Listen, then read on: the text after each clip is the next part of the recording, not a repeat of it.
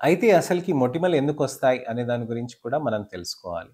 మొటిమలనేటివి sun screens పెట్టడం వల్ల వస్తాయి అనంటే అలాంటిదేం జరగదండి. సన్ స్క్రీన్స్ అనేది మనం ఖచ్చితంగా మనకి మొటిమలనేటివి కొమిడోజెనిక్ సన్ స్క్రీన్స్ అయితే రావచ్చండి.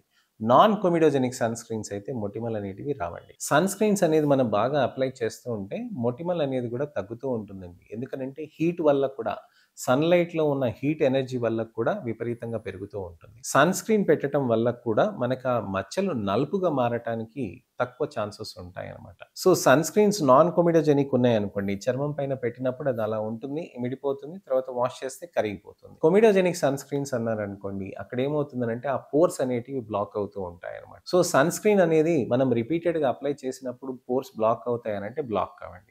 కొమిడోజెనిక్ ఉంటేనే ఆ బ్లాక్ అవ్వటం అనేది ఉంటుంది. అది ఒక్కసారి పెట్టినా, 2 సార్లు పెట్టినా, 10 సార్లు పెట్టినా కానీ. సో, ఈ విధంగా మనం జాగ్రత్తలనేటివి మనం చేసుకోవాల్సిన అవసరం ఉంటుందనమాట.